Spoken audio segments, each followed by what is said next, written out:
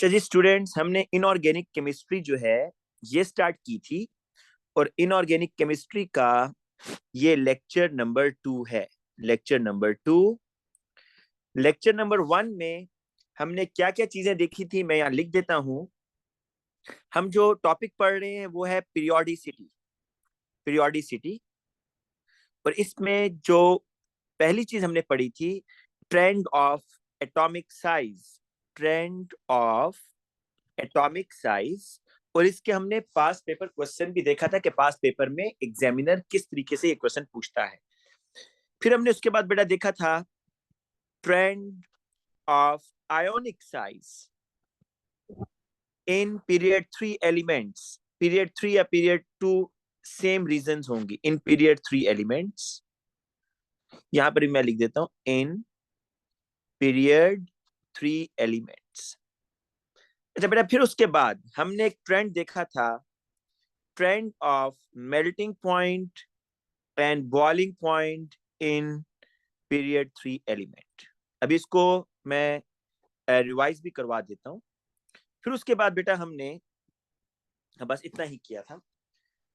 तो स्टार्ट करते हैं जी। मैं इसकी थोड़ी सी रिवीजन करवाना चाह रहा हूं कि एटॉमिक साइज का ट्रेंड पीरियड 3 में, मतलब जब आप लेफ्ट टू राइट मूव करते हैं ना, तो एटॉमिक साइज बढ़ेगा या कम होगा, ये आपने बताना है और उसकी रीजन बतानी है। तो बेटा हमने बात ये बताई थी कि एटॉमिक साइज डिक्रीज होता है, एटॉमिक साइज डिक्रीजेस। और फिर उसकी रीजन आगे ये बताई थी बेटा कि नंबर ऑफ प्रोटॉन्स बढ़ रहे हैं, नंबर ऑफ प्रोटॉन्स वो इंक्रीज हो रहे हैं। अच्छा, shielding electrons are same. Shielding electrons, shielding electrons कहती हैं बेटा ऐसे इलेक्ट्रॉन्स को जो कि न्यूक्लियस और आउटर शेल के दरमियान है। ठीक है, ऐसे इलेक्ट्रॉन्स जो न्यूक्लियस और आउटर शेल के दरमियान होंगे उनको शील्डिंग इलेक्ट्रॉन्स कहेंगे। क्योंकि आप सबको पता है पीरियड्स के अंदर तो शेल चेंज नहीं होते, तो इसलिए शील्डिंग इलेक्ट्रॉन्स भी चेंज नहीं होंगे। तो नंबर ऑफ प्रोटॉन्स इंक्रीज हो रहे हैं, शील्डिंग इलेक्ट्रॉन सेम है, तो stronger attraction on valence electron. Stronger attraction on valence electron. ये बातें हमने डिस्कस की थी। फिर आयनिक साइज की जब बात कर रहे थे ना हम सर थर्ड ये पीरियड, लिखना है या फिर ये हमने पहले से लिखे हुए हैं? बेटा ये लिखा हुआ है आप लोगों ने, ये तो मैं जल्दी से इसको रिवाइज करवा रहा हूँ ताकि अगर आप लोगों ने लेसन रिवाइज नहीं किया तो आपके माइंड में बातें दोबारा आ जाएं। कि देखें, जो ट्रेंड ऑफ आयोनिक साइज था उसमें हमने आइंस बनाए हुए थे, सोडियम आइन, मैग्नीशियम, एल्यूमिनियम, सिलिकॉन 4+, फिर फास्फोरस, फिर आपके पास सल्फर एंड देन क्लोराइड। इसके अंदर बेटा मैंने आपको ये कहा था कि ये जो आपके केटाइंस है ना, केटाइंस का साइज और एनाइंस का साइज, अगर आप इनका आपस में कंपैरिजन करो तो जो केटाइंस का साइज होगा वो स्मॉलर होगा देन एनाइन। कौन बच्चा मुझे इसका आंसर देगा कि केटाइन का साइज क्यों स्मॉल है एनाइंस के मुकाबले में? जी बेटा, कोई बच्चा बता सकता है कि केटाइंस का साइज स्मॉलर क्यों था? सर क्योंकि वो इलेक्ट्रॉन्स देते हैं इस वजह से उनका एक शेल चला जाता है। शाबाश, ये कहें ना आप, कहें जो केटाइंस हैं उनके पास 2 शेल हैं और जो एनाइंस हैं उनके पास 3 शेल हैं, क्योंकि केटाइंस ने जब सोडियम, मैग्नीशियम, एल्यूमिनियम और सिलिकॉन ने जब अपने आउटर इलेक्ट्रॉन्स को लूज किया तो उनके आखिरी शेल ही खत्म होगी, तो इसलिए उनके साइज स्मॉल होंगे और एनाइंस के साइज बिगर हैं। लेकिन जब हमने बेटा इसका ट्रेंड देखा था तो मुझे बताएंगे ट्रेंड क्या होगा भाई left to right ionic size का? सर डिक्रीज करेगा। डिक्रीज हो रहा है, केटाइंस का साइज भी डिक्रीज हो रहा है, एनाइन का साइज भी। और उसमें रीजन आपने पता है क्या बतानी है? आप अगर इनमें इलेक्ट्रॉन्स देखेंगे ना, मतलब अगर आप सोडियम को देखें तो सोडियम के पास 10 इलेक्ट्रॉन 11 प्रोटॉन, मैग्नीशियम के पास 10 इलेक्ट्रॉन 12 प्रोटॉन, एल्यूमिनियम के पास 10 इलेक्ट्रॉन 13 प्रोटॉन, सिलिकॉन के पास 10 इलेक्ट्रॉन और 14 प्रोटॉन्स। तो आप ये चीज नोट करें कि नंबर ऑफ प्रोटॉन्स जो है बेटा वो यहाँ पर ज्यादा हैं। वो बढ़ रहे हैं, सोडियम से सिलिकॉन तक आए तो नंबर ऑफ प्रोटॉन्स बढ़ रहे हैं ना, तो न्यूक्लियर पुल बढ़ रहा है, इलेक्ट्रॉन्स तो सेम है, तो नंबर ऑफ प्रोटॉन्स के बढ़ने से जो केटाइन का साइज है वो क्या होगा? स्मॉल हो जाएगा। Same for the anions, anions में भी आप देखेंगे नंबर ऑफ प्रोटॉन्स बढ़ रहे हैं तो साइज स्मॉल होता जाएगा। फिर बड़ा उसके बाद हमने देखा था मेल्टिंग पॉइंट बॉइलिंग पॉइंट का trend in the third period. उसके अंदर भी मैंने एलिमेंट्स को डिवाइड किया था 3 हिस्सों में। मैं आपको बताता हूं कैसे। इसमें मैंने ये कहा था कि मेटल्स के लिए आपने मेल्टिंग पॉइंट बॉइलिंग पॉइंट को अलग तरीके से देखना है, क्योंकि मेटल्स में मेटेलिक बॉन्ड होता है। ये मेटल्स हैं, इनमें मेटेलिक बॉन्ड होगा। ये जो सिलिकॉन है ना, ग्रुप 4 जो होता है बेटा, ये जॉइंट कोवलेंट स्ट्रक्चर बनाते हैं। जॉइंट कोवलेंट स्ट्रक्चर का मतलब ये होता है कि इसमें थ्रू आउट जो सिलिकॉन का स्ट्रक्चर होगा उसमें कोवलेंट बॉन्डिंग होगी, जस्ट लाइक डायमंड। डायमंड के अंदर जो है ना, उसका melting point boiling point high होने की रीजन यही है कि डायमंड को अगर आप मेल्ट या बॉइल करना चाहोगे तो आपको डायमंड के अंदर कोवलेंट बॉन्ड्स को ब्रेक करना है, जिसके लिए आपको बहुत ज्यादा एनर्जी चाहिए। तो silicon is just like a diamond, ठीक है। तो इसलिए इन जॉइंट कोवलेंट स्ट्रक्चर है, स्ट्रॉन्ग कोवलेंट बॉन्ड्स हैं, इनमें आईएमएफ नहीं होती बेटा। और जो ये है आपके पास फास्फोरस से इधर, ये सिंपल मॉलिक्यूल है, सिंपल कोवलेंट मॉलिक्यूल्स। याद रखिएगा, जो सिंपल कोवलेंट मॉलिक्यूल्स होते हैं ना, इनमें आईएमएफ होती है, वीक आईएमएफ। ये फास्फोरस P4 होता है, सल्फर S8, क्लोरीन Cl2 और ये आर्गन।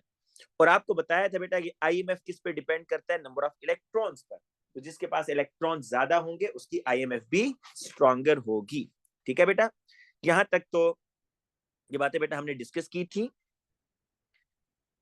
आपको एक क्वेश्चन और भी दिखा देता हूँ। ये बेटा बात बच्चे कह रहे थे कि ये सेंड कर दें, तो अभी सेंड करने का फायदा इसलिए नहीं था क्योंकि अभी तो काफी सारा जो है ना चीजें मैंने आपको बतानी है, तो कुछ पढ़ लेंगे तो फिर ये आप लोगों के लिए ही बनाई है, फिर आप लोगों को सेंड भी कर दूंगा। इसलिए ये क्वेश्चन है बेटा, बिल्कुल रिसेंट उसमें आया हुआ है। कह रहे कि बेटा यहाँ पर वो ये कह रहा है कि ये देखिए, इसने ग्राफ शो करके दे दिया, सोडियम मैग्नीशियम एल्यूमिनियम। सोडियम है आपके पास, मैग्नीशियम है और एल्यूमिनियम है, और ये सिलिकॉन है, then phosphorus, sulphur, chlorine and argon.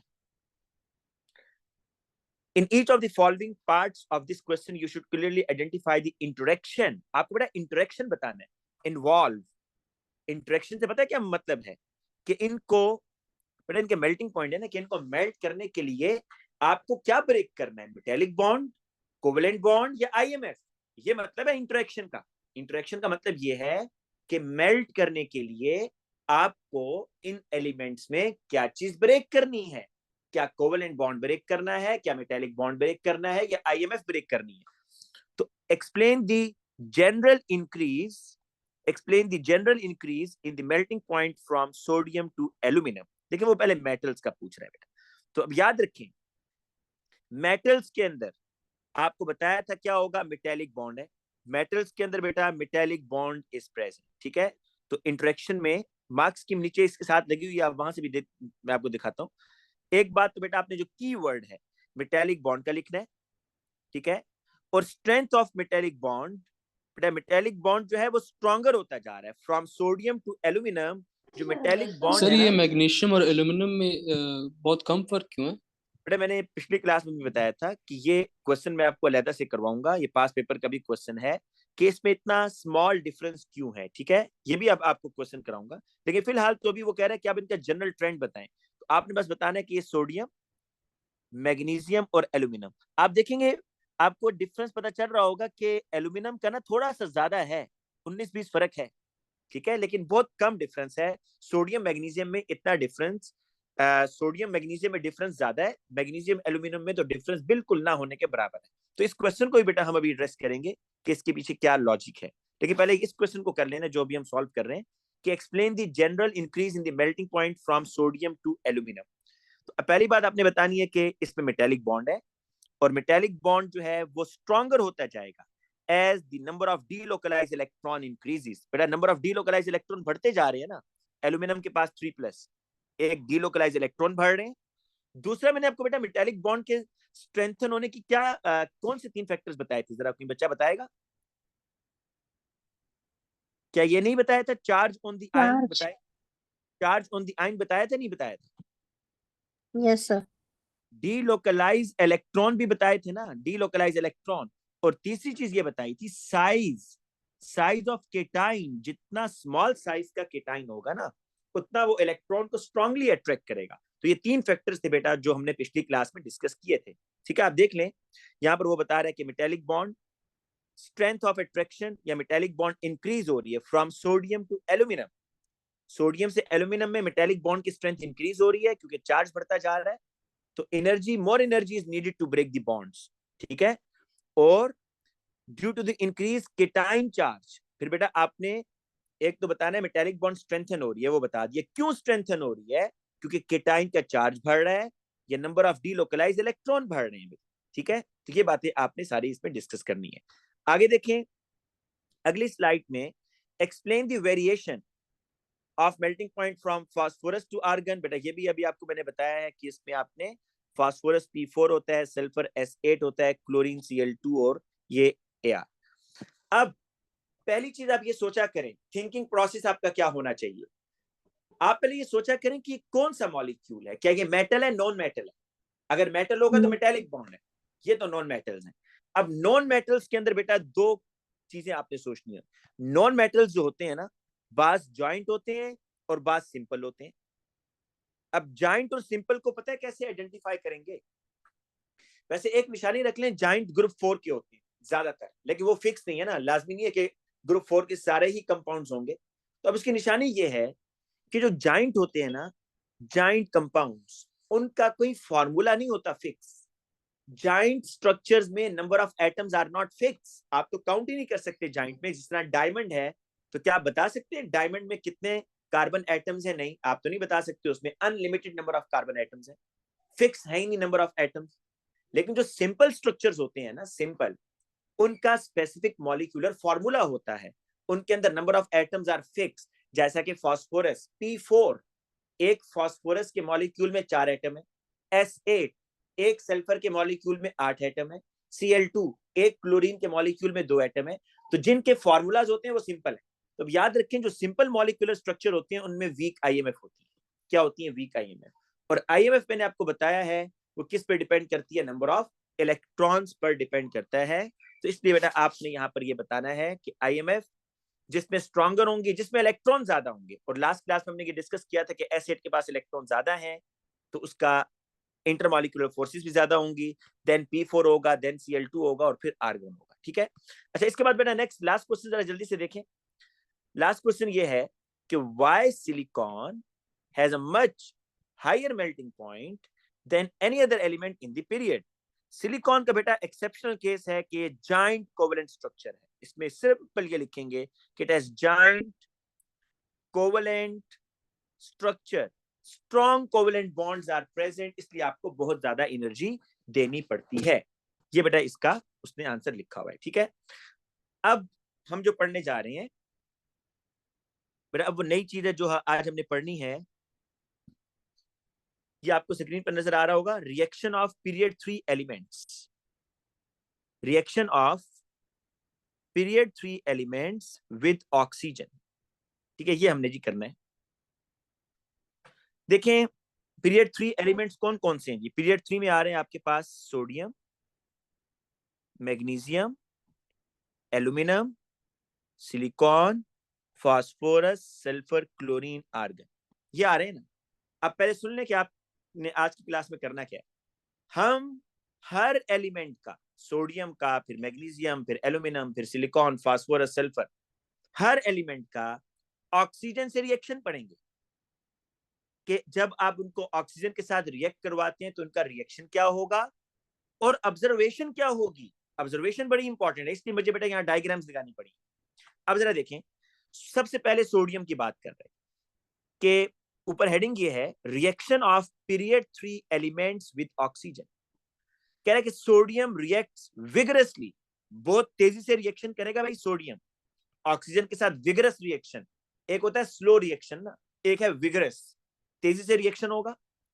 When heated, जब आप इसको हीट करेंगे बेटा, ऐसे नहीं, आपको हीट करना पड़ेगा, शुरू में एक्टिवेशन एनर्जी देनी पड़ेगी। ये नहीं आपने सोडियम को एयर में रखा है तो वो खुद ब खुद रिएक्शन कर रहा है, नहीं, आप बर्न करेंगे, शुरू में फ्लेम देंगे तो रिएक्शन होगा। अच्छा ये जो आपको यहाँ पर गैस जार नजर आ रहा है, ये इसमें इसने पता क्या किया बेटा, इस गैस जार के अंदर, इस गैस जार में ना ऑक्सीजन फिल की हुई थी, ऑक्सीजन, क्योंकि एयर में ना प्योर ऑक्सीजन लेंगे तो ज्यादा तेजी से रिएक्शन होगा, एयर के साथ भी हो जाएगा, लेकिन एयर में प्योर ऑक्सीजन तो नहीं होगी ना, नाइट्रोजन वगैरह भी होगी। तो इस गैस जार में ऑक्सीजन है, और फिर उसने सोडियम को बेटा अंदर, एक सोडियम का पीस अंदर रखा, इस स्पैचुला के थ्रू इसके अंदर डाला, और फिर सोडियम को उसने बेटा थोड़ा सा फ्लेम दिया, तो sodium Burns with a bright yellow flame. This is observation, ये आपको याद करना है। वो आपसे पूछेगा कि जब सोडियम और ऑक्सीजन का रिएक्शन होता है तो बताएं सोडियम किस कलर का फ्लेम देता है। तो आपको ये कलर याद रखना है भाई, bright yellow flame, bright yellow flame. फिर आपसे ये वो पूछेगा कि बताएं इसमें और ऑब्जर्वेशन क्या है। जब सोडियम बेटा ऑक्सीजन से रिएक्शन करता है ना, तो सोडियम ऑक्साइड बनता है। एक ऑब्जर्वेशन जो कि कॉमन है हर रिएक्शन में होगी, वो क्या, कि जब भी ये सॉल्ट बनेगा ना, सॉल्ट, तो ये व्हाइट सॉलिड होगा। सॉल्ट हमेशा क्या होगा, व्हाइट सॉलिड, क्योंकि जो ट्रांजिशन मेटल्स के सॉल्ट होते हैं ना, वो कलरफुल होते हैं, ब्लू, ब्राउन, ग्रीन। लेकिन जो normal elements, group 1, group 2, group 3, इनके जो सॉल्ट्स होते हैं वो व्हाइट होते हैं। तो आपने एक ऑब्जर्वेशन तो हमेशा याद रखनी है कि जो आपका प्रोडक्ट बन रहा होगा वो हमेशा व्हाइट सॉलिड होगा। ये ऑब्जर्वेशन आपको याद रखनी है।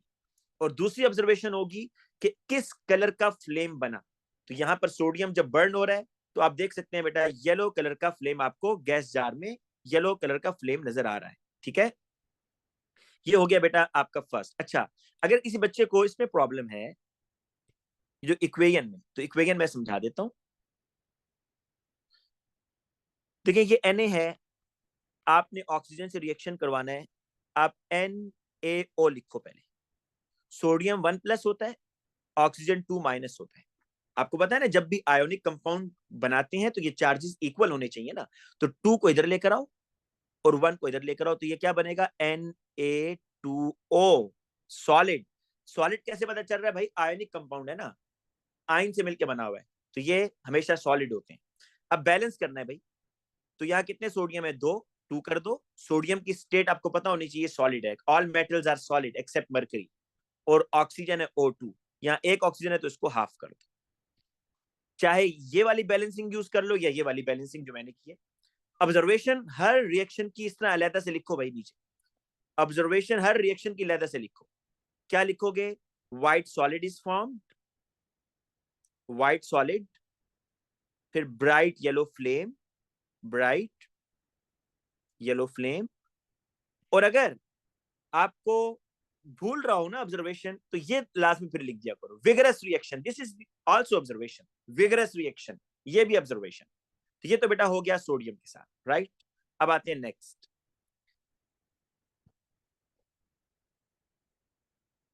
अच्छा, मैं अभी वाटर के साथ नहीं करवाना चाह रहा, वाटर के साथ हम बाद में करते हैं, पहले बाकी एलिमेंट्स को आप देख लीजिए।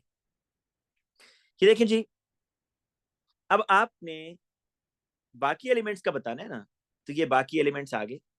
मैग्नीशियम, बेटा मैग्नीशियम और एल्यूमिनियम का ना इकट्ठा इसलिए याद रखें, मैं आपको इसमें सिमिलरिटी बताता हूँ, दोनों में सिमिलरिटी सुन लें। मैग्नीशियम और एल्यूमिनियम को आप जब भी बर्न करोगे ना in the presence of oxygen, तो ब्राइट व्हाइट फ्लेम बनेगा, व्हाइट फ्लेम। ये कलर याद कर लो, दोनों सेम फ्लेम देते हैं। सोडियम किस कलर का फ्लेम दे रहा है, सोडियम बेटा कोई बच्चा बताए, सोडियम किस कलर का फ्लेम दे रहा था, sodium bright yellow bright yellow. Yellow. लेकिन सोडियम के बाद जो मैग्नीशियम और एल्यूमिनियम है, ये किस कलर का फ्लेम दे रहे हैं, ब्राइट व्हाइट फ्लेम। ठीक है, और इसमें एक चीज सुन लो, मैग्नीशियम जो है इट रिएक्ट्स विगरसली, तेजी से रिएक्शन करता है with oxygen, forming magnesium oxide. लेकिन एल्यूमिनियम बेटा विगरस रिएक्शन नहीं करता। कोई बच्चा रीजन बताएगा क्यों? इसलिए कि जो इसमें एल्यूमिनियम एल्यूमिनियम, ऑक्साइड बन जाता है ना। शाबाश, नहीं नहीं नहीं नहीं, एल्यूमिनियम जो होता है ना मेटल, एल्यूमिनियम मेटल के ऊपर एक ऑक्साइड की कोटिंग होती है। ये जो ब्लू कलर से मैं कह रहा हूं, ये Al2O3 की कोटिंग है। ये एल्यूमिनियम को ना, ये जो एल्यूमिनियम ऑक्साइड की कोटिंग मैं जो यहां मेंशन कर रहा हूं ब्लू कलर से, ये Al2O3 है और ये अंदर एल्यूमिनियम। तो ये जो कोटिंग है ये अंदर वाले एल्यूमिनियम को रिएक्ट नहीं करने देता है। यही रीजन है कि आप एल्यूमिनियम फॉइल को फूड रैप करने के लिए भी यूज करते हो, क्योंकि जो एल्यूमिनियम फॉइल आप यूज करते हो फूड को रैप करने के लिए, उसके बाहर तो एल्यूमिनियम ऑक्साइड की कोटिंग होती है, तो वो इसलिए आपके फूड से रिएक्शन नहीं करता एल्यूमिनियम। लेकिन अगर आपने एल्यूमिनियम का ऑक्सीजन से रिएक्शन करवाना है तो उसका तरीका ये होता है कि आप इसको ऊपर से स्क्रैच करें ना हल्का सा सैंड पेपर के साथ, या इसको आप पीसेस में कन्वर्ट कर दें तो ये कोटिंग ब्रेक हो जाएगी और देन एल्यूमिनियम विल रिएक्ट। यहाँ उसने लिखा भी हुआ है कि aluminium metal is protected by a layer of aluminium oxide but powdered aluminium does react well with oxygen. ठीक है जी। और दोनों में बेटे देखें, एक तो मैंने आपको बता दी है, एक तो बेटा मैंने आपको बता दी है इसमें ऑब्जर्वेशन के ब्राइट व्हाइट फ्लेम। दूसरी ऑब्जर्वेशन आप लोग बताएं क्या होगी, दूसरी ऑब्जर्वेशन आप लोग बताएं बेटा। White solid is formed. शाबाश। तो ये दो ऑब्जर्वेशन याद रखिएगा, यहाँ पर भी व्हाइट सॉलिड बन रहा है और साथ में bright white flame, the flame आपको मिल रहा है। ठीक है। और ये फॉर्मूला याद रहेगा ना बेटा, Al2O3 एल्यूमिनियम ऑक्साइड का जो एल्यूमिनियम ऑक्साइड का फॉर्मूला है Al2O3, उसी तरीके से आप बनाओगे ना। ये देखो, ये एल्यूमिनियम है, ये O है। एल्यूमिनियम तीसरे ग्रुप में 3+, एल्यूमिनियम सेकंड में तो 2-, तो इसको क्रिस क्रॉस करोगे तो Al2O3 बन जाएगा। और बैलेंसिंग करनी है आपने। बैलेंसिंग में तो कोई प्रॉब्लम नहीं है, मुझे नहीं लगता कि बैलेंसिंग में कोई प्रॉब्लम होगा। ये देखें बैलेंसिंग में आपको बता देता हूँ, एक मिनट। ये ना भाई, एल्यूमिनियम प्लस ऑक्सीजन, पहले इस तरह लिखा करो, aluminium plus oxygen it gives aluminium oxide. ये मैंने बताया, ये 3+ होता है, ये 2-, तो क्रिस क्रॉस करेंगे ये बन जाएगा Al2O3। अब बेटा देखो, आपके पास 2 एल्यूमिनियम हो जाएंगे और ऑक्सीजन कितने हैं यहाँ पर, 3 ऑक्सीजन है।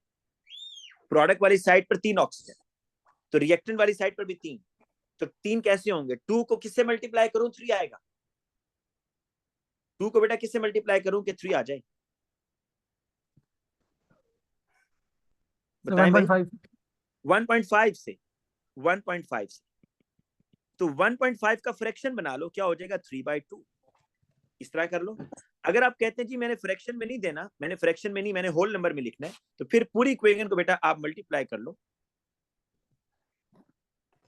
पूरी इक्वेशन को आप 2 से मल्टीप्लाई कर लो, आपका भी फ्रैक्शन खत्म हो जाएगा। लेकिन फ्रैक्शन में आप लिखें कोई मसला नहीं है, कोई गलत नहीं करेगा, ठीक है ना। अच्छा, अब बेटा आगे चलते हैं जी। नेक्स्ट देखें, मैग्नीशियम और एल्यूमिनियम का हो गया। अब आ जाए सिलिकॉन।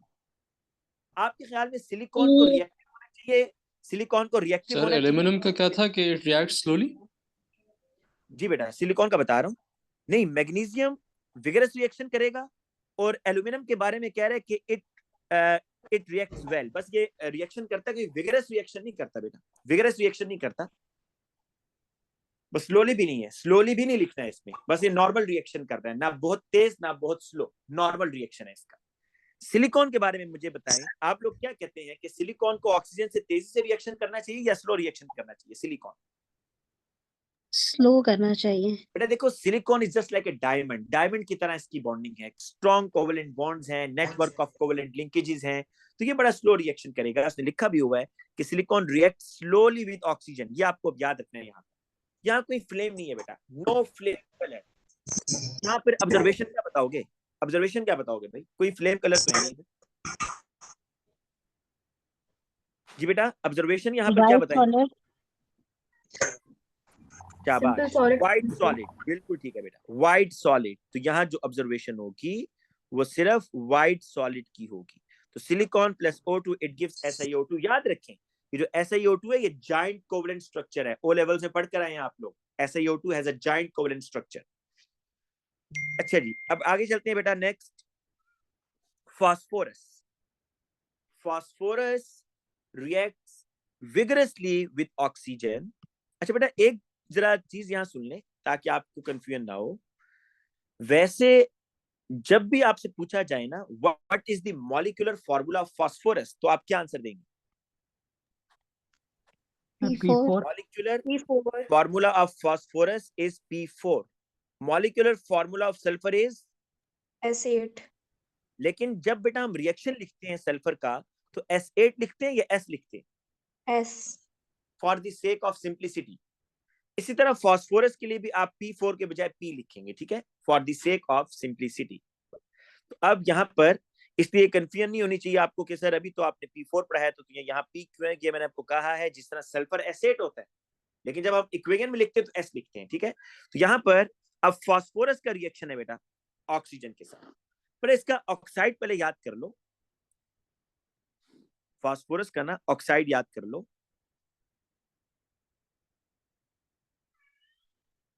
एक मिनट बेटा, ये मैं यहां लिखता हूं बेटा। फास्फोरस जो है वो से लिखा हुआ है P4O10। बाज दफा ना वो ऐसे लिखता है P2O5। इसका क्या मतलब है बताएं जरा, हाफ किया हुआ है। रेशियो क्या किया उसका? एम्पिरिकल फार्मूला इसका। ये बेटा ये उसका शाबाश, ये उसका एम्पिरिकल फार्मूला है, ठीक है। तो फास्फोरस का सिर्फ ये एक ऑक्साइड नहीं है बेटा, ये भी ऑक्साइड होता है फास्फोरस का P4O6। इसका क्या बनेगा P2O3। तो ये भी फास्फोरस के, जिस तरह सल्फर के ऑक्साइड नहीं होते बेटा SO2 SO3, कार्बन के ऑक्साइड है CO CO2, तो फास्फोरस के भी ऑक्साइड है। लेकिन आप फिलहाल एक याद कर लो बस, ये वाला P4O10 वाला, ठीक है। आगे आगे आपको ये भी याद करवा दूंगा। P4O10 अभी फिलहाल याद कर लो, फास्फोरस का ये ऑक्साइड है P4O10। अच्छा अब देखें जी, अब इसने यहां पर ये रिएक्शन किया कि phosphorus reacts vigorously with oxygen, a yellow और अ व्हाइट फ्लेम इज सीन। अच्छा मैं बच्चों को ना आसानी के लिए बेटा ये कहता हूं, बच्चों को आसानी के लिए, कि एक सीक्वेंस चला आ रहा है, सोडियम है, मैग्नीशियम है, एल्यूमिनियम है, सिलिकॉन है, फास्फोरस, सल्फर। अब जरा एक मिनट सुनिएगा, सोडियम को जब बर्न करते हैं किस कलर का फ्लेम देता है बेटा, ये भी आपको साथ ही याद करवा दूंगा, ब्राइट येलो। मैग्नीशियम एल्यूमिनियम किस कलर का देते हैं? Bright white. अगर आप ब्राइट नहीं भी लिखेंगे तो वो मार्क्स दे देगा, लेकिन अच्छी बात है ब्राइट याद कर लें, ब्राइट व्हाइट कलर। सिलिकॉन देता ही नहीं। फास्फोरस का ना येलो या व्हाइट, तो आप किसको पिक करेंगे अपने एग्जाम के लिए ताकि याद रखना भी आसान हो, येलो का या व्हाइट को? वाइट। यस, व्हाइट सीक्वेंस चला आ रहा है ना, तो आप व्हाइट बस याद कर लो, लेकिन येलो भी अलाउ करेगा वो, ठीक है। तो फास्फोरस भी बेटा आपको व्हाइट फ्लेम दे रहा है, इसको भी बस व्हाइट फ्लेम याद रखो। तो सिर्फ देखो, एक सोडियम आपको कलरफुल फ्लेम देगा और एक सल्फर देगा आखिर में, सल्फर का बताऊंगा, वो आपको ब्लू फ्लेम देता है। बाकी सर दरमियान मेरा में नेट खराब हो गया था, सिलिकॉन जो है वो रिएक्ट नहीं करता। सिलिकॉन कोई फ्लेम नहीं देता बेटा, सिलिकॉन कोई फ्लेम नहीं देता। Okay magnesium aluminium bright white flame, phosphorus white flame, ठीक है। सिलिकॉन कोई फ्लेम नहीं देगा। तो अब आप फास्फोरस के लिए याद कर लो कि फास्फोरस जो है P+O2 इट गिव्स P4O10। देखिए बैलेंसिंग बड़ी आसान है इसकी। आपको अगर ऑक्साइड याद हो जाए ना, ऑक्साइड आपको पता है कि P4O10 बनाना है जी, तो P4P हो गया और ये 5 मोल्स ऑफ ऑक्सीजन गैस, ठीक है। तो ये आपके पास फास्फोरस ऑक्साइड बन गया। अच्छा नेक्स्ट देखिए सल्फर। जी वाइट सॉलिड लिखेंगे, जी बेटा वाइट सॉलिड लिखेंगे। बिल्कुल लिखेंगे बेटा, व्हाइट सॉलिड तो लिखना है आपने। पर इसमें एक और ऑब्जर्वेशन भी है बेटा, एक और ऑब्जर्वेशन भी, जब ये फास्फोरस ऑक्साइड बनता है ना, तो कह रहा है कि clouds of white phosphorus oxides are also produce. तो कुछ आपको ना, जिस तरह आप समझेंगे, जिस तरह क्लाउड्स होते हैं ना, उसी तरह के आपको फास्फोरस ऑक्साइड एक तो सॉलिड बनेगा, और कुछ हाई एनर्जी की वजह से आपको फास्फोरस ऑक्साइड के क्लाउड्स टेस्ट ट्यूब में नजर आएंगे। तो ये ऑब्जर्वेशन नोट कर लें, clouds of white phosphorus oxide और आल्सो प्रोड्यूस, व्हाइट सॉलिड भी है। तो इसमें 3 ऑब्जर्वेशन होगी, व्हाइट सॉलिड बनेगा, व्हाइट फ्लेम है, और ये clouds of white precipitate. Sulphur पर आ जाए बेटा, सल्फर। सल्फर में क्या ऑब्जर्वेशन है? सल्फर जो है जब आप इसको बर्न करते हैं, once ignited burns gently with a blue flame in a gas jar of oxygen gas, toxic fumes of sulfur dioxide is produced। बेटा मैं आपको बताता हूँ, आप घरों में ये जो बर्नर जलाते हैं ना घरों में, तो ये जो फ्लेम होता है किस कलर का होता है बताएं? Blue yellow. ब्लू जो फ्लेम होता है ना, ब्लू, एक ब्लू ये और एक ऑरेंज, येलो भी तो होता है ऑरेंज बेटा, येलो भी और होता है ऑरेंज ना, भी ऑरेंज होता है। टाइप। Sir green. तो अच्छा ग्रीन बेटा, आप हमारे वैसे ब्लू होता है, ग्रीन अगर कोई चीज आप बीच में डाल दो ना, कोई सॉल्ट वगैरह, कोई निकल का सॉल्ट डाल दो, फिर वो ग्रीन कलर देगा। वैसे जब आप गैस को बर्न करते हो तो ब्लू फ्लेम, मेन जो पावर होती है वो ब्लू फ्लेम में होती है, हीट एनर्जी ब्लू फ्लेम में। जो येलो फ्लेम होता है उसमें इतनी एनर्जी नहीं होती। इसलिए आपने देखा जब आप फूड कुक करते हैं तो जो येलो फ्लेम होता है वो इतनी फूड को कुक नहीं कर रहा होता, उसमें इतनी एनर्जी भी नहीं होती। जो ब्लू फ्लेम होता है वो सल्फर प्रोड्यूस करता है। तो sulphur once ignited it burns gently with a blue flame. इसमें बेटा आपको एक ही ऑब्जर्वेशन बतानी है कि सल्फर जो है ये ब्लू फ्लेम प्रोड्यूस करता है और क्या बनाएगा, सल्फर डाइऑक्साइड। ये रिएक्शन बताएं ये कहां आपने पढ़ा है भाई कि sulphur dioxide plus oxygen it give sulphur trioxide V2O5। Contact process. Contract process में। अच्छा ये देखिए, ये थोड़ी सी गलती हुई है, V2O5 है, V2O5 विनेडियम पेंटाऑक्साइड, ये कैटलिस्ट है।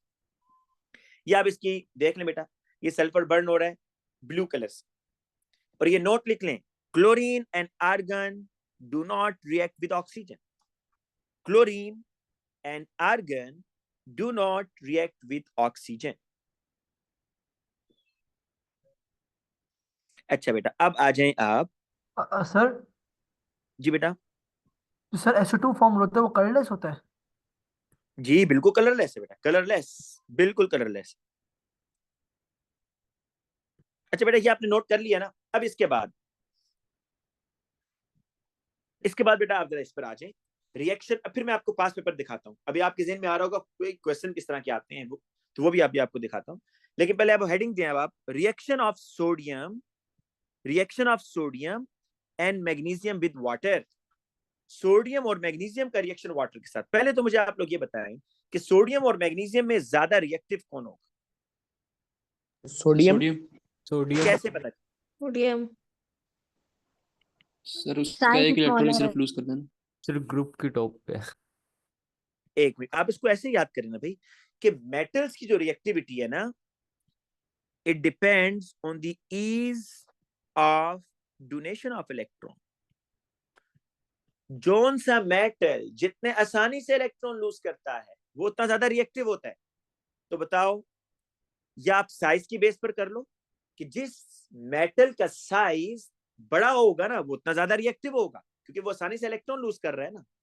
तो बताओ इसमें से किसका साइज बड़ा है, सोडियम या magnesium? Left to right atomic size क्या होता इंक्रीज। डिक्रीज। है भाई? खुदा से डरे, left to right atomic size, left to right decrease sir करता है। डिक्रीज। ये देखें इधर, ये सोडियम है 11, ये है 12 प्रोटॉन्स। तो नंबर ऑफ प्रोटॉन्स बढ़ रहे हैं, एटॉमिक साइज कम होगा। जब एटॉमिक साइज कम होगा ना तो न्यूक्लियस इलेक्ट्रॉन्स को आसानी से थोड़ी लूज करेगा। जब एटॉमिक साइज बिगर होगा तो न्यूक्लियस आसानी से इलेक्ट्रॉन को लूज करेगा। तो ज्यादा रिएक्टिव कौन होगा, सोडियम या magnesium? Sodium. Sodium. Bigger size of metal जो होगा ना बेटा, उससे रिएक्टिविटी क्या होती है, बढ़ती है।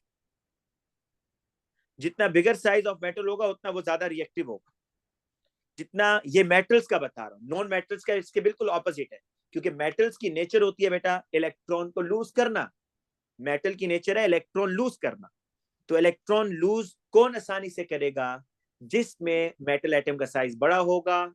तो सोडियम का साइज बिगर है, मैग्नीशियम का स्मॉल है। तो बताएं कौन ज्यादा रिएक्टिव होगा, कौन ज्यादा रिएक्टिव होगा? सोडियम। तो अब जरा बेटा देखें, अब ये जो मैं आपको बातें बता रहा हूं ना, ये 3 मार्क्स का क्वेश्चन है और यही वर्डिंग आपने याद रखनी है। ये ऑब्जर्वेशन है बेसिकली। वो आपसे कहेगा बताएं जी, पहले क्वेश्चन सुन ले। आपसे कहेगा बताएं जब सोडियम का रिएक्शन वाटर के साथ होता है तो क्या ऑब्जर्वेशन होती है, आप ऑब्जर्वेशन बताएं।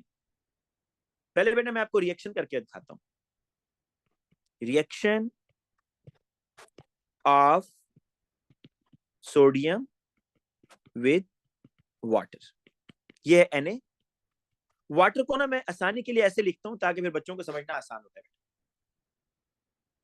अगर ये सोडियम इस H को रिप्लेस करे बेटा, इस H की जगह सोडियम आ जाएगा, तो बताएं क्या बनेगा,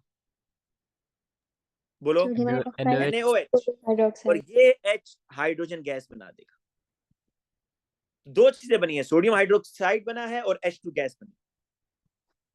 तो जब भी बेटा आप ग्रुप 1 का मेटल या आप ग्रुप 2 का मेटल वाटर में डालेंगे तो मेटल हाइड्रोक्साइड और हाइड्रोजन गैस बनेगी। इसको याद कर ले कि जब भी आप मेटल को वाटर में डालते हैं तो आपके पास मेटल हाइड्रोक्साइड बनता है और साथ में हाइड्रोजन गैस। बताएं, जब भी किसी रिएक्शन में गैस बने तो उसकी कोई ऑब्जर्वेशन होगी, कोई फिजिंग वगैरह होगी या नहीं होगी? बबल फॉर्मेशन बबल्स होगे सर। एक तो ऑब्जर्वेशन आपको यहीं पर समझ आ जानी चाहिए कि बबल्स फॉर्मेशन होगी। ठीक है, अब बाकी हम बेटा यहां से देखते हैं। सर कह रहे जी जी बेटा, सर ये फर्क नहीं पड़ता कि हॉट वाटर है या कोल्ड वाटर है? ये तो कोल्ड वाटर से रिएक्शन करता है भाई। हॉट वाटर से तो ये बहुत ही तेज रिएक्शन करेगा, ये कोल्ड वाटर से रिएक्शन कर रहे हैं। सर लेकिन बिल्कुल फर्क हॉट पड़ेगा वाटर के साथ डिफरेंट वो प्रोडक्ट्स बनते हैं या यही बनते हैं? नहीं, प्रोडक्ट हॉट वाटर के साथ सेम होंगे, लेकिन सोडियम का बता रहा हूं। सोडियम के केस में आप जो बात कर रहे हो ना, वो आगे जाके मैं आपको बताऊंगा, जहां पर फर्क आएगा वहां पर बताऊंगा। लेकिन यहां पर सोडियम के केस में आप चाहे हॉट वाटर लो या कोल्ड वाटर लो, सेम प्रोडक्ट्स बनेंगे, लेकिन रिएक्टिविटी का डिफरेंस होगा। हॉट वाटर के साथ और तेजी से रिएक्शन होगा, लेकिन प्रोडक्ट विल बी सेम। तो बेटा आप पहली चीज क्या लिखोगे जी? Sodium reacts vigorously with cold water. ठीक है, विगरस रिएक्शन है, फास्ट रिएक्शन है। अब देखिए, इतना फास्ट रिएक्शन है और इतनी ज्यादा हीट एनर्जी रिलीज होगी, हीट एनर्जी बहुत ज्यादा रिलीज होगी, कि इतनी हीट एनर्जी रिलीज होगी कि जो आपका मेटल है ना वो मेल्ट होना शुरू हो जाएगा, melting into a ball of molten metal. बेटा आप जब सोडियम को उठाकर पानी में डालोगे ना, तो ये हाईली एक्सोथर्मिक रिएक्शन है। इतनी ज्यादा हीट एनर्जी रिलीज होगी कि जो आपका सोडियम है वो मेल्ट होना शुरू हो जाएगा, क्योंकि सोडियम का मेल्टिंग पॉइंट इतना ज्यादा नहीं होता, 95 डिग्री पर ये मेल्ट हो जाता है, मेल्टिंग। अच्छा, और क्या ऑब्जर्वेशन है? कह रहे it moves across the surface of water. मतलब जिस तरह ये अगर बीकर है ना बेटा, ये अगर बीकर है तो सोडियम पता है क्या करेगा? सोडियम बेटा इस तरह मूव करना शुरू कर देगा, इस तरह सरफेस के ऊपर। ठीक है, it moves across the surface of water giving of gas. It quickly get smaller and smaller, और जो सोडियम एटम का साइज है वो छोटे से छोटा होता जा रहा है अंटिल इट डिसअपियर। ये भी ऑब्जर्वेशन है भाई। ऑब्जर्वेशन क्या है कि आपने शुरू में सॉलिड डाला और वो डिसअपियर हो गया, सोडियम डिसअपियर होना, this is observation. Living a strongly alkaline solution, alkaline solution mean basic solution, क्योंकि बेटा NaOH is a stronger base. ठीक है, तो अब बेटा आपको ऑब्जर्वेशन यहां पर बतानी होगी। मैं आपको क्वेश्चन दिखाता हूं। ये देखिए जी क्वेश्चन, डिस्क्राइब, 4 नंबर का बेटा क्वेश्चन है ये जरा चेक कर लें, 4 मार्क्स का क्वेश्चन है। Describe as fully as you can what you would see when a piece of sodium is reacted with water. बताएं जी, कौन बच्चा बताएगा? 1 मार्क तो एक वेगन कहने चले, 3 ऑब्जर्वेशन बताएं, शाबाश। जी बबल्स ऑफ हाइड्रोजन गैस। अच्छा, सोडियम और This reaction. Sodium will float on the sodium surface Sodium with moves a across the surface until it So- disappears. molten देखें जी, metal शाबाश। body। देखें, पहली चीज, आपने जब सोडियम डाला तो कह रहे सोडियम नीचे सिंक नहीं होगा, नीचे नहीं बैठेगा, sodium floats on the surface of water. क्यों फ्लोट कर रहा है भाई? इसलिए कर रहा है कि इसकी डेंसिटी कम है ना वाटर के मुकाबले में, तो इट फ्लोट्स। विगरस रिएक्शन है क्या नहीं है? जी sir. Vigorous Yes, sir. Yes sir, बिल्कुल है या वायलेंट रिएक्शन, सर, और vigorous ये इतना मेल्ट भी होना नहीं। शुरू हो जाएगा बेटा, सोडियम मेल्ट होना शुरू हो जाएगा। It moves across the surface of water और इट डिसअपियर हो जाएगा। डिसॉल्व उसने अलाउ तो किया, लेकिन इतना अच्छा वर्ड नहीं है बेटा, ये रिएक्ट कर रहा है बेसिकली। तो इट डिसअपियर और इफेर्विसेंस, गैस प्रोड्यूस हो रही है। तो बेटा देखो, आपने इसमें से कोई सी 3 पॉइंट्स बताने। It floats. अच्छा, इसका बेस्ट तरीका ये होता है कि जब क्लास खत्म हो तो आप YouTube पे लिखें कि reaction of sodium with water, तो वो आपको बेटा 1 मिनट की 2 मिनट की वीडियो दिखाएगा। उसमें आप जब देख लेंगे ना एक दफा अपनी आंखों से कि सोडियम किस तरीके से फ्लोट कर रहा है, सरफेस के ऊपर फ्लोट कर रहा है। और मुझे ये बताएं, अगर मैं सोडियम की जगह पोटाशियम लूं, पोटाशियम, तो अब कौन ज्यादा रिएक्टिव होगा, सोडियम या पोटाशियम? एटॉमिक साइज की बेस पर बताएं। Sir, potassium. पोटाशियम रिएक्टिव होगा। और आपने अगर ये भी आप देखिएगा, यूट्यूब पर लिखिएगा कि reaction of potassium with water, तो इसके तो आपको बहुत ज्यादा बेटा मिलेंगे कि लोग पोटाशियम के ब्लॉक्स लेकर किसी नहर में डाल देते हो तो उसमें आग लग जाती है। सोडियम जब आप पानी में डालते हैं ना सोडियम, तो आग नहीं लगती, इतना एक्सोथर्मिक रिएक्शन नहीं है एज कंपेयर टू पोटाशियम, लेकिन जब आप पोटाशियम को सोडियम में डालेंगे, वाटर में डालेंगे, पोटाशियम को वाटर में, तो ये हाईली एक्सोथर्मिक रिएक्शन है, बहुत ज्यादा पोटाशियम रिएक्टिव होता है, जिसकी वजह से पानी में आग लग जाती है। ठीक है, तो इसलिए आप इसको बाद में चेक कर सकते हैं अगर आपने इसकी वीडियो देखनी है। अच्छा जी, आगे चलते हैं। हाँ, अब बेटा हमने ना अभी तक क्या किया देखें, हमने sodium, magnesium, aluminium, silicon, phosphorus, sulphur, chlorine and argon, बड़ा इनके रिएक्शन हमने ऑक्सीजन से पढ़े हैं या नहीं पढ़े, बताएं। Yes sir. इनके रिएक्शन हमने पढ़े हैं विद ऑक्सीजन। अब हम क्या करने जा रहे हैं, अब हम जब आपने इनके ऑक्साइड बनाए थे ना, sodium oxide, magnesium oxide, aluminium oxide, silicon, phosphorus and sulphur, अब जो इनके ऑक्साइड्स हैं, हम उन ऑक्साइड्स का रिएक्शन वाटर से करवाएंगे। सर जी बेटा। सर मैग्नीशियम में वाटर नहीं पड़ेंगे? क्या reaction of magnesium with water? नहीं, मैग्नीशियम का वाटर के साथ रिएक्शन अभी हम नहीं कर रहे, ठीक है, लेकिन अगर आप अभी उसके बारे में कुछ जानना चाहते हो तो सिर्फ ये सुन लो, रिएक्शन सेम होगा, मैग्नीशियम हाइड्रोक्साइड बनेगा और साथ में H2 बनेगा, लेकिन रिएक्शन बहुत बहुत स्लो होगा। ठीक है, अभी उसकी डिटेल नहीं है बेटा। अच्छा, ऑक्साइड्स, मुझे ये बताएं, ओ लेवल्स में ऑक्साइड्स के नाम का कोई चैप्टर पढ़ा था आपने? जी सर। कितने ऑक्साइड्स होते हैं बताएं, types of oxides. Acidic, basic, acidic, basic, amphoteric, और न्यूट्रल। जी शाबाश, न्यूट्रल। यहां पर वो सारे बेटा आप दोबारा पढ़ेंगे। जो मेटेलिक ऑक्साइड होते हैं ना बेटा, metallic oxides, these metallic oxides are basic oxide, ये बेसिक ऑक्साइड्स होते हैं। जो नॉन मेटेलिक ऑक्साइड होते हैं ना बेटा, नॉन मेटेलिक ऑक्साइड्स,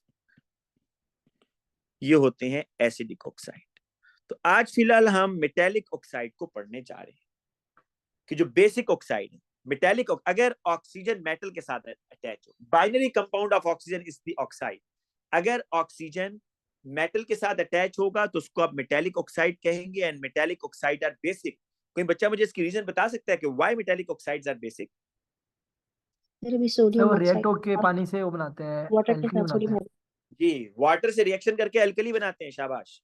तो अभी बेटा हम ये स्टार्ट करने जा रहे हैं, ठीक है।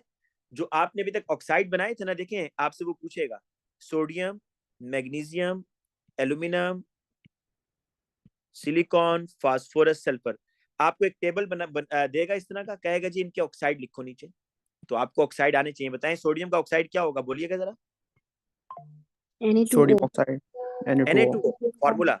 मैग्नीशियम का ऑक्साइड, MgO, एल्यूमिनियम का oxide, Al2O3, Al2O3, SiO2, SiO2, P4O10 या P4O10, P2O5, और इसका SO2/SO3। S, yes, अब हमने इन दोनों का पहले पढ़ना है, sodium oxide and magnesium oxide, कि ये बेसिक ऑक्साइड हैं। What happens when we dissolve this oxide into the water, ये देखें जी।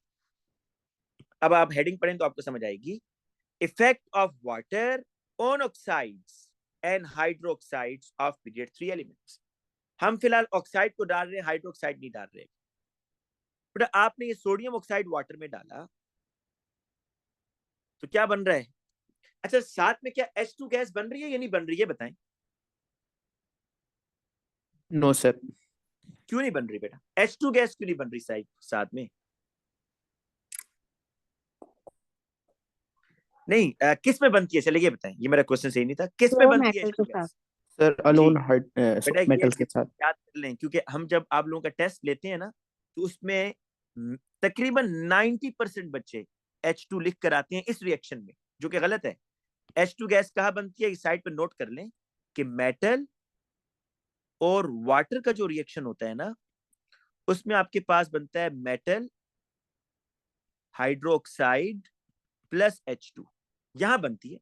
लेकिन जब मेटल ऑक्साइड और वाटर का रिएक्शन होगा ना, फिर कोई हाइड्रोजन गैस नहीं है, फिर सिर्फ आपके पास एल्कली बनेगा। देखिए इस तरह है ना बेटा, ये Na2O, Na2O, और ये है वाटर NaOH। तो आप खुद सोचें, 2 सोडियम है और ये OH कितनी दफा है जी? OH कितने है देखें, 2 दफा। तो 2 NaOH बन जाएगा बस, बाकी तो कोई चीज नहीं बनेगी साथ में। तो आपके पास सोडियम ऑक्साइड को आप जब वाटर में डालोगे तो सोडियम हाइड्रोक्साइड बनेगा, आपके जो सॉलिड है ना ये डिसअपियर हो जाएगा। ये बात आपको पता है कि जो ग्रुप 1 के ऑक्साइड्स होते हैं ना, जो ग्रुप 1 के मेटल्स होते हैं बेटा, अच्छा जिन कंपाउंड्स में ग्रुप 1 का मेटल आ जाए वो 100% सॉल्युबल होते हैं वाटर में। ये बात पता है सबको कि जिन कंपाउंड्स में ग्रुप 1 का मेटल आ जाए, जिस तरह NaCl, इस तरह Na2SO4, इस तरह KOH, इस तरह NaOH, अगर ग्रुप 1 का मेटल लगा हुआ है ना तो ये वाटर में सॉल्युबल होंगे। अलबत्ता जो ग्रुप 2 के कंपाउंड्स होते हैं ना, ग्रुप 2 मेटल के, वो इतने ज्यादा वाटर सॉल्युबल नहीं होते, लेकिन ग्रुप 1 के कंपाउंड्स बहुत ज्यादा वाटर सॉल्युबल। तो अब आप एक डिफरेंस देखें कि आप जब सोडियम ऑक्साइड को वाटर में डाल रहे हो ना तो NaOH बन रहा है, मैग्नीशियम ऑक्साइड को वाटर में डाल रहे हो तो मैग्नीशियम हाइड्रोक्साइड बन रहा है। लेकिन आप जरा इनमें देखो कि ज्यादा सॉल्युबल कौन है भाई, बता सकते हैं? सोडियम। Group 1 sodium. वाले जो है वो ज्यादा सॉल्युबल होते हैं, ग्रुप 2 के मेटल हाइड्रोक्साइड वाटर में इतने ज्यादा सॉल्युबल नहीं होते। इसका प्रूफ क्या है? प्रूफ पता है क्या है इसका? प्रूफ ये है बेटा कि जो NaOH है ना, ये वाटर में 100% डिसॉल्व होगा और ये बन जाएगा Na+OH-। लेकिन जो मैग्नीशियम हाइड्रोक्साइड, ये इतना ज्यादा डिसॉल्व नहीं होता, पार्शियली डिसॉल्व होता है, थोड़ा सा डिसॉल्व होगा, कुछ नहीं होगा। तो OH आयन कहाँ ज्यादा बनेंगे, कहाँ कम बनेंगे, ये बता। NaOH के केस में ज्यादा OH आयन बनेंगे या मैग्नीशियम हाइड्रोक्साइड को जब वाटर में डालेंगे तो ज्यादा NaOH सर। सोडियम। NaOH। यही रीजन है कि इसकी pH देखो 14 तक जा रही, क्योंकि NaOH बहुत ज्यादा वाटर सॉल्युबल है, तो वाटर में OH आयंस ज्यादा बनेंगे तो आपका सॉल्यूशन बेसिक होगा। जबकि मैग्नीशियम हाइड्रोक्साइड इतना ज्यादा वाटर सॉल्युबल नहीं है, जिसकी वजह से OH आयन कम बनेंगे, तो pH 10 है। बेटा ये बात जरा इसको दोबारा समझ लेते हैं, ये बड़ी इंपॉर्टेंट बात है कि दोनों को आपने वाटर में डाला, एक स्ट्रॉन्ग अल्कली बना रहा है, NaOH जो है स्ट्रांगली बेसिक। रीजन आगे लिख लो, NaOH इज वाटर सॉल्युबल, तो क्या होगा? मोर OH आयंस आर प्रेजेंट।